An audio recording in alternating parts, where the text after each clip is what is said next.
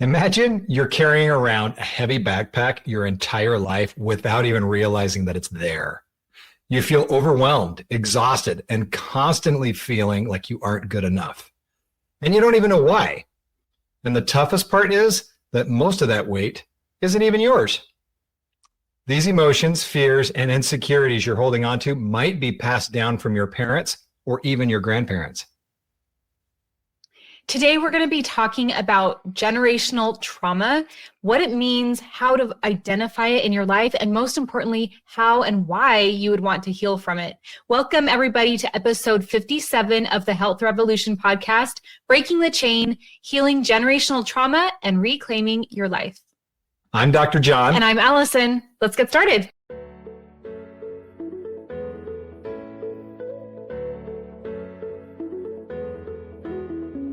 Hi, I'm Alyson. And I'm Dr. Jon. Here at the Health Revolution podcast, we firmly believe that mental and physical health are linked, and it's impossible to achieve optimal health without addressing both. Through our expertise as life coaches, we can help you achieve your best healthy self through coaching techniques, looking at our diet, and discussing alternative medicine. In this podcast, you'll learn how to optimize your nutrition, manage stress, and cultivate a positive mindset. We'll share personal stories and practical advice along the way. We might laugh, we might cry. Our goal is to help you live a healthier and happier life, one that's full of energy, vitality, and joy. Let's embark on this journey towards optimal health and wellness together. Jon, we are just reflecting, it's October, mid-October, and we were just reflecting that it has been a long year. It's been a long couple of months. Yeah, the last few months have made the year seem like it was 5 years long. Absolutely, yeah. It's been a lot. Part of what's made it feel, I think, like a long couple of months is a lot of health problems going on with our family and loved ones, friends. So it's been hard. It's so hard to see family and friends suffer. But with that last podcast that we came out with about healing your body through energy work and Kambo, Jon has had a lot of busyness with that, actually. Yeah, that has gotten so busy lately. So many people have reached out asking, okay, what is this all about? Yeah. How can I do this? Like, would this help me? Yeah, and it's, when doing a Kambo session, it almost takes an hour to an hour and a half. And so the amount of people that I can treat is rather limited, but the results are amazing. It's really fun being a part of this journey of a health revolution, truly living to what this podcast is all about. And that is healing the mind, body, and soul, and how what you're doing, what I'm doing, it all works together to really heal. And the thing that I love working with you the most is that I have this I feel like a deep calling, I guess, to look into, to educate myself in the works of shamanism. And you are so good at working with the brain and with the thought processes. And in order to heal, it actually requires both. Mm-hmm. Yeah, a lot of these tools that you're doing help break down old habits, old neural pathways. And then with coaching, it's like, okay, what do you want your brain to think? What do you want those new habits to be? How do you want to develop? So it's been really interesting and really exciting work. And actually, Jon is just like so excited about it. It's given him this breath of fresh air into his life, a renewed purpose and joy. So it's been really fun.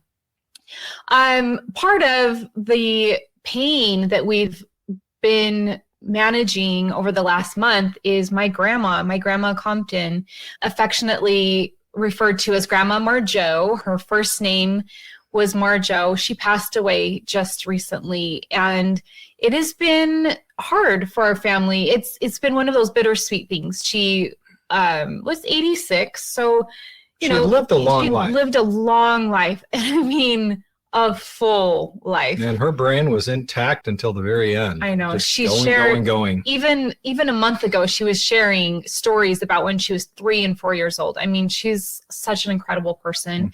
And her passing has kind of affected the whole family in different ways. But I wanted to talk about her today specifically, not just to honor her, but I had a very special, I would say almost sacred experience that I want to share today that leads into this generational trauma and healing that we'll discuss. So my grandma, she was raised by a German mother, okay? And if anyone knows about German ancestry, it's very strict, harsh, regimented. My grandma has stories about picking cotton on Christmas. I mean, it was not an easy childhood. Her mother expected a lot of her.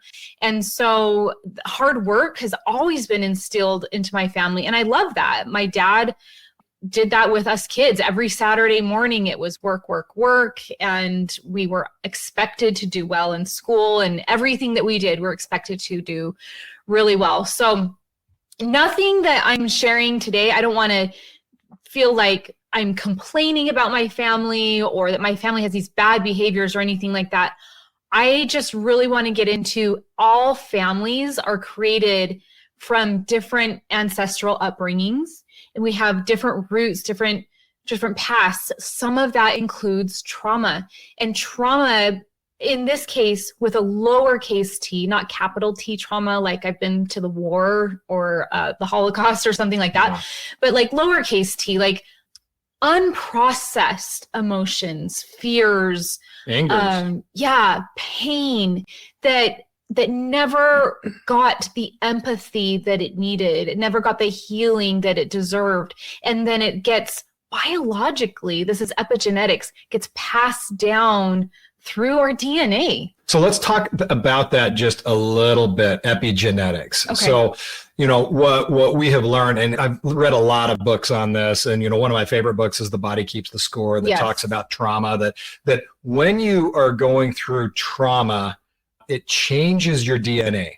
It changes the way your DNA replicates. So when you're in a traumatic situation, you actually may be creating unhealthy cells at the time.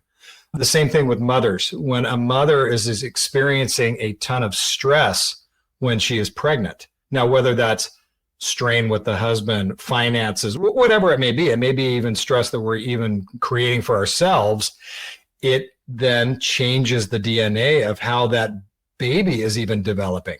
Yeah. And I can definitely see that a lot of those stressors, like you're saying, family situations, religious situations, so many things, financial situations that were a problem or were something that my grandma dealt with for all those years. And I'm sure passed down through my dad and then on to me. And of course, some of that is nurture as well, but there is a heavy biological component. Yeah. And actually, I'm reading a book right now, The Myth of Normal. And I just started it, but Dr. Gabor Mate is the author. And he is right now that I'm just in the first chapters, but he's talking about trauma within families and social structures, how it's become normalized and then passed down. And then we don't see it. No. Like we don't acknowledge it or see these burdens that have just been building for generations and generations. And what we do see, though, is an uptick in addiction.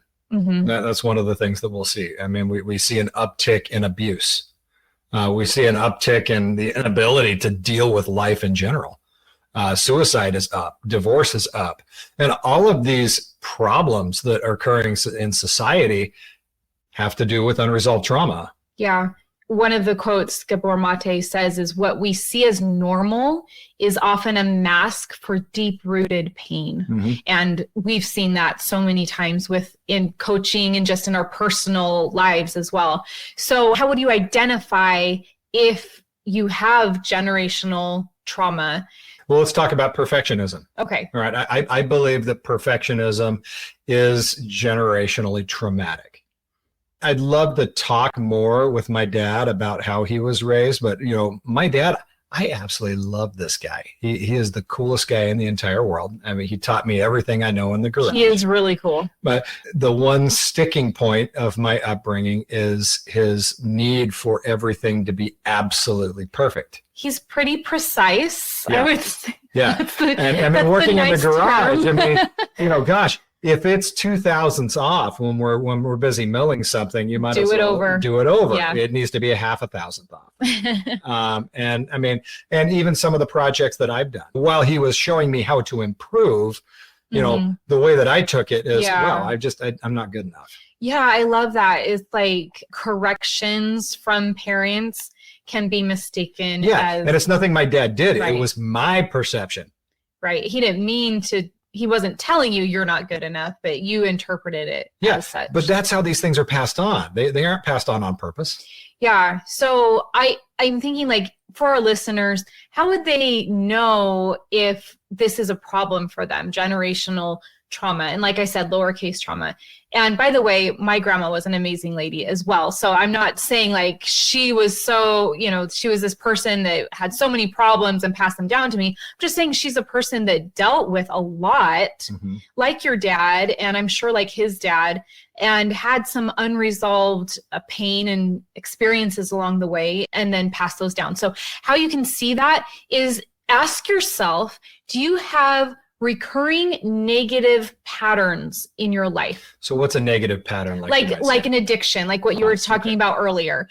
Do you have this recurring addiction or habit that no matter what program you've paid for or what prescription you've tried or whatever resources out there for you, you just cannot stop the negative habit? It could be, how about like just experiencing anxiety, for instance? Would you call that a negative pattern, or depression? Is that a negative pattern? I don't think that's a behavioral pattern. I think that is a mental state of mind. Okay. So that's a little bit different. Yeah. But the negative pattern would be like the action. So maybe in the same vein as what you're saying, obsessive worrying would lead to anxiety. So like if I feel like I'm not good enough, say for instance, something happens and the outcome is not what I expected it to be.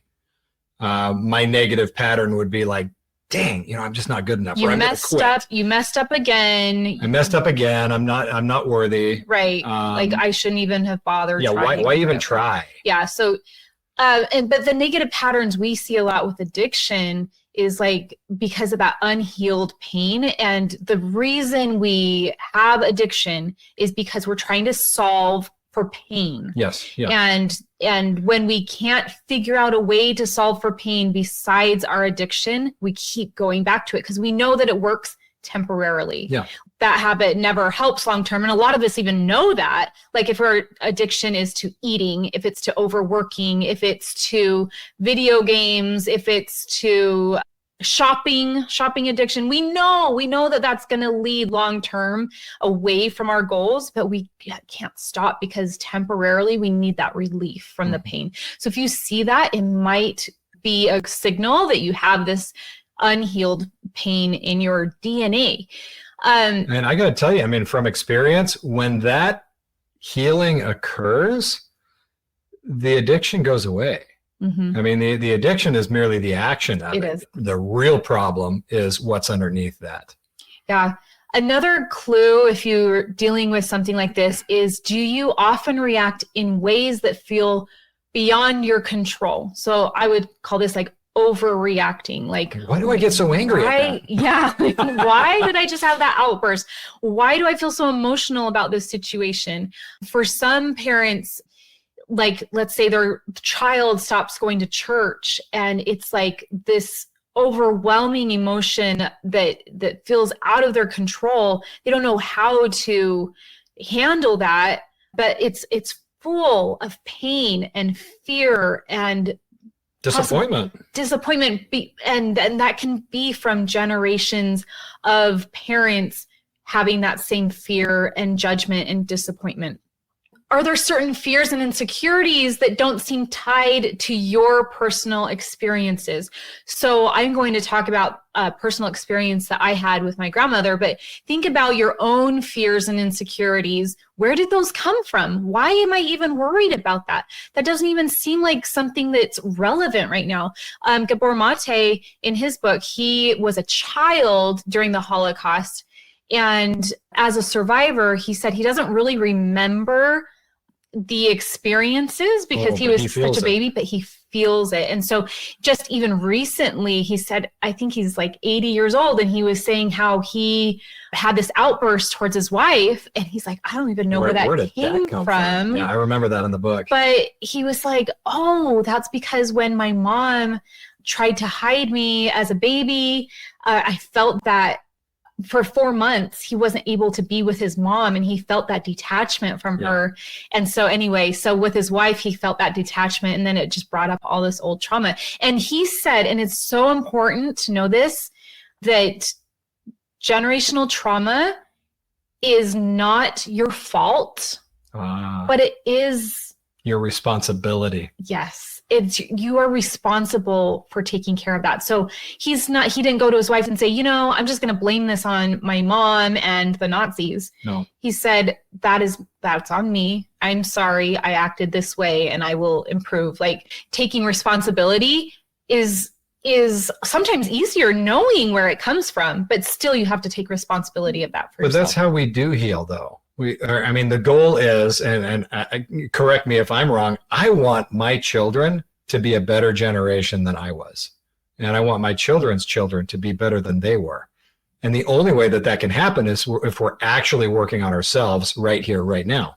I think another big key is the work we've done with addiction, that people say, oh, addiction is generational. So if you are an addict of whatever sort, probably your parents were an addict and their parents were an addict. And you can follow the generation, which is odd. The new research shows that if your grandparent had signs of addiction, for instance, heavy drinking or something like that, typically the second generation does not have those issues because they had to witness it. But then the grandchildren will. If you think about that the addiction, like we said, is just the action. It's the feeling that's getting carried over. Yeah. And so we always act from feelings that we have. So that feeling is that unresolved pain. Mm-hmm. And so with that, I would say not so much that I'm from a family of addicts. I'm from a family of unhealed trauma. And we have a dear, dear friend of ours whose parents were actually addicts. And, as a result, this person will not touch even so much as an Advil. Mm-hmm. But we get to watch him, and it's almost heartbreaking to actually see how much he's hurting and doesn't know it. And so we do our best to be there and love him and support him.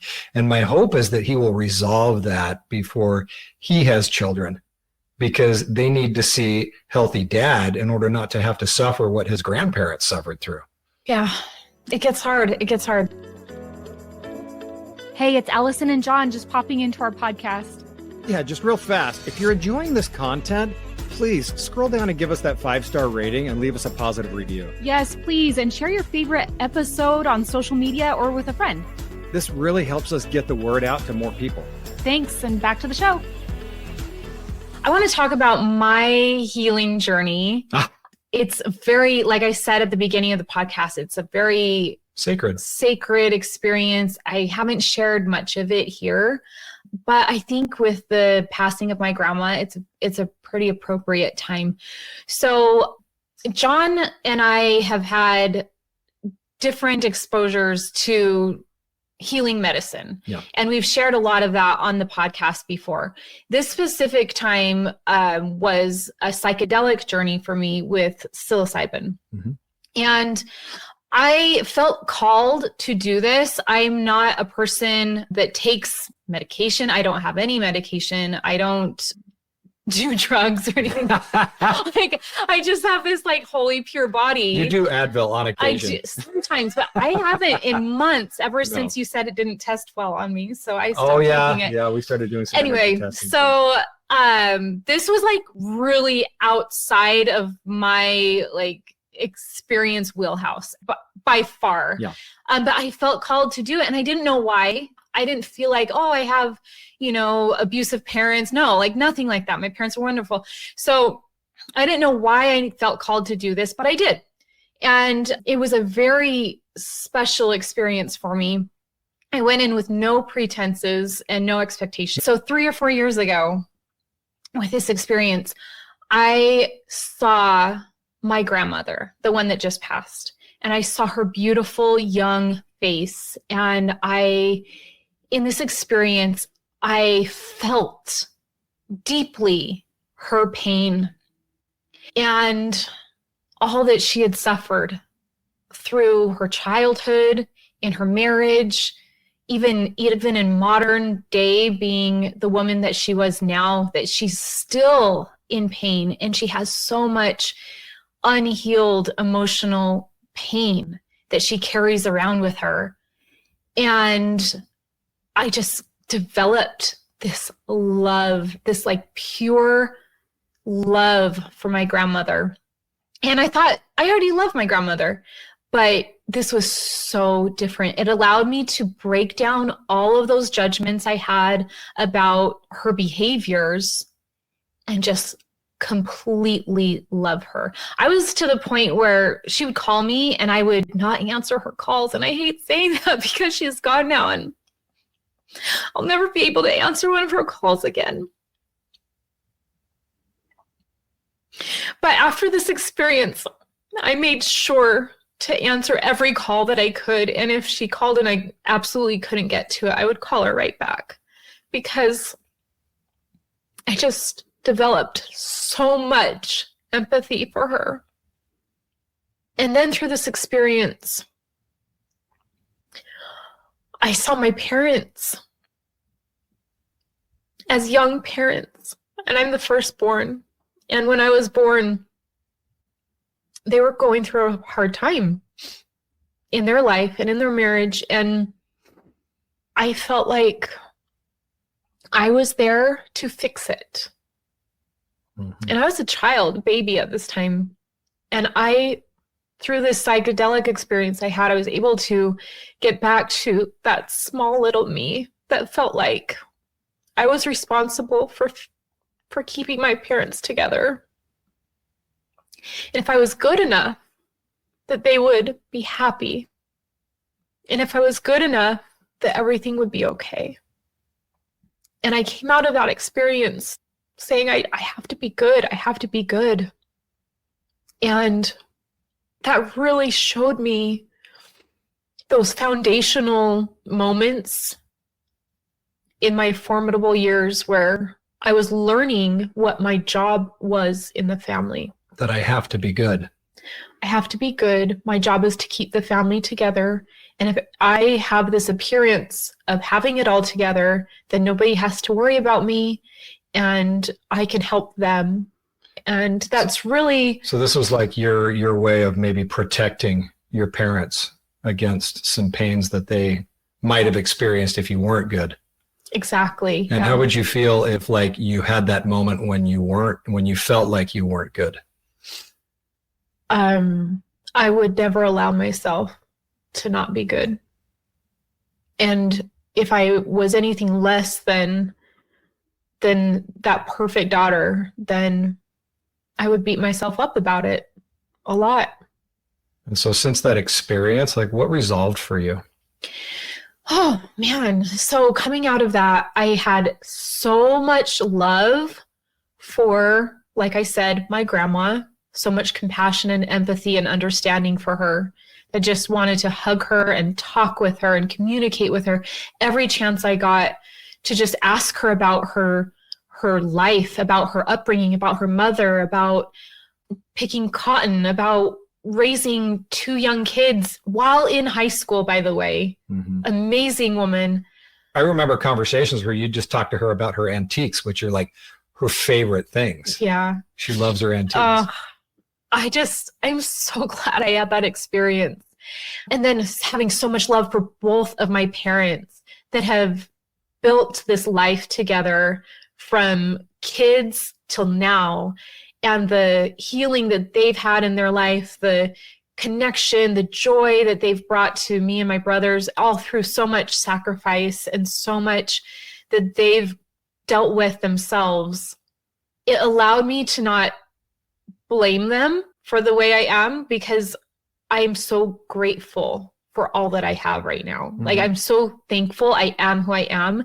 And without those experiences, honestly, I would not be who I am now. So it's not like, oh, I wish I didn't have that, or I wish that my parents weren't the way they were. No, not at all. Like all of it, I just came out of that experience like, wow, this has all been for my good and my benefit. And I can love all these people in my life, my relatives, but like everyone around me right now, like they're all here for a purpose, for me to learn and grow from having them around me. Well, look, I mean, you know, with our belief in an afterlife and our belief in a plan of salvation that God will redeem us, it's perfect.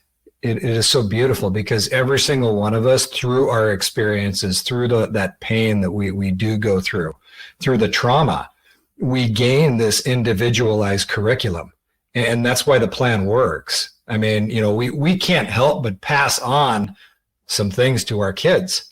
But they need that in order to learn and to grow and to go back to God where they came from. Yeah, it's all part of the plan. It is.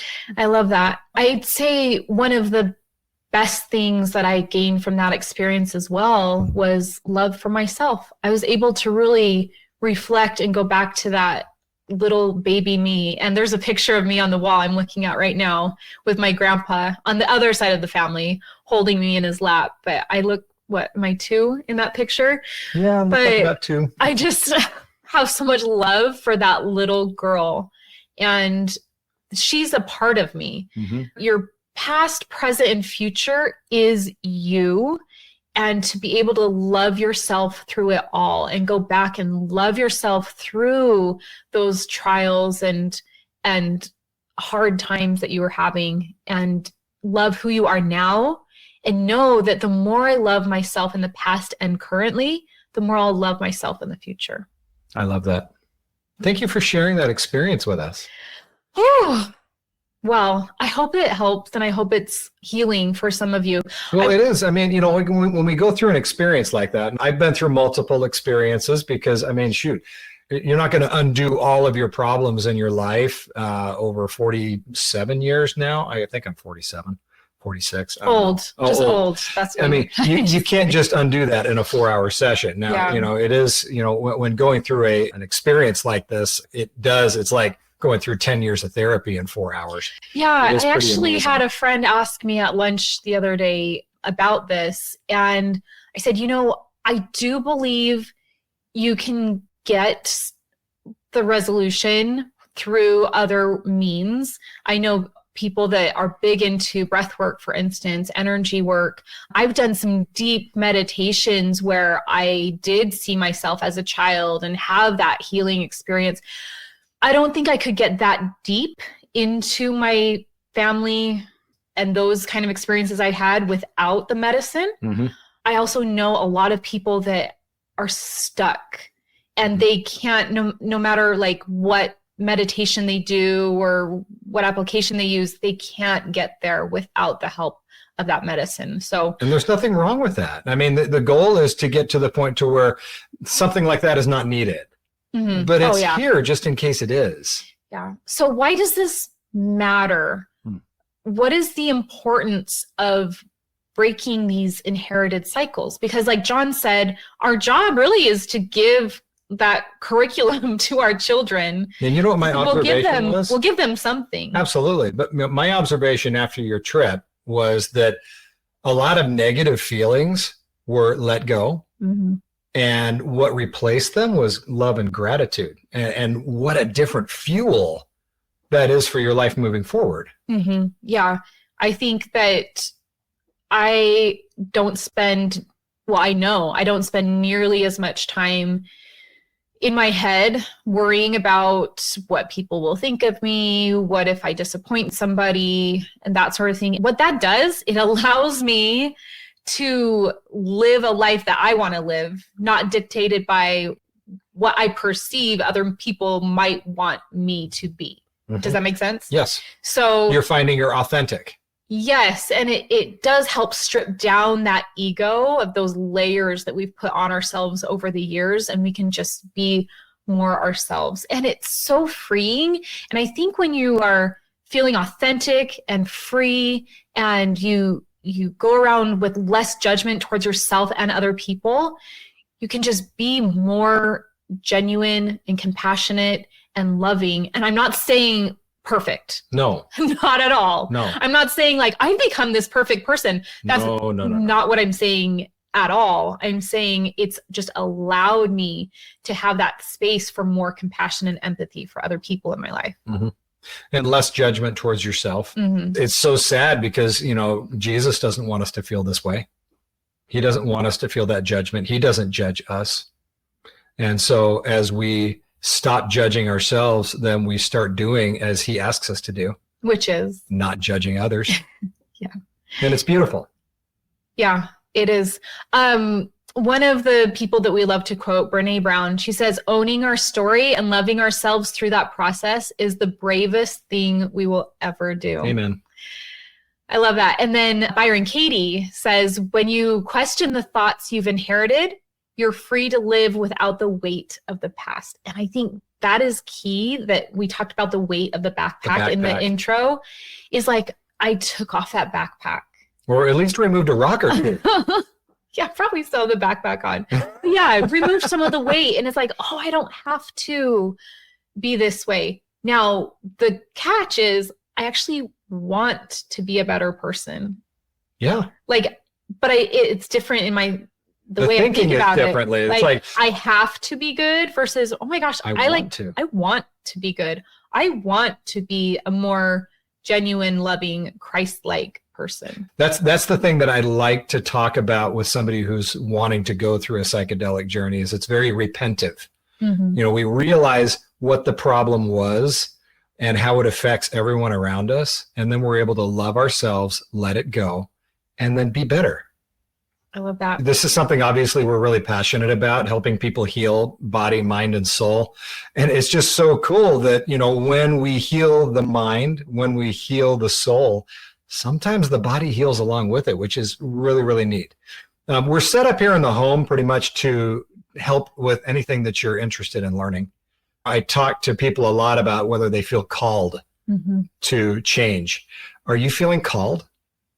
Did something prick your heart today? And if it did, reach out to us. We're here to help. I love that, Jon. Thank you for sharing that. And it's been so rewarding to be part of that journey for so many people. I want to end with this quote, that healing doesn't mean the damage never existed. It means the damage no longer controls our lives. Mm-hmm. All right, you guys, thank you. Take care. And I hope that you can join us next time for another episode of The Health Revolution. Thanks a lot, guys. Bye. Thanks for tuning in today. We hope you found value in this podcast. We have so much more for you over at our website at www.drjohnandalyson.com. Yes, we have some great coaching programs that include one-on-one coaching, group coaching, videos, and workbooks. All the tools that you will need to make a positive change in your life. We're here for you every step of the way, so just go to www.drjohnandalyson.com to get started. The link is in the show notes.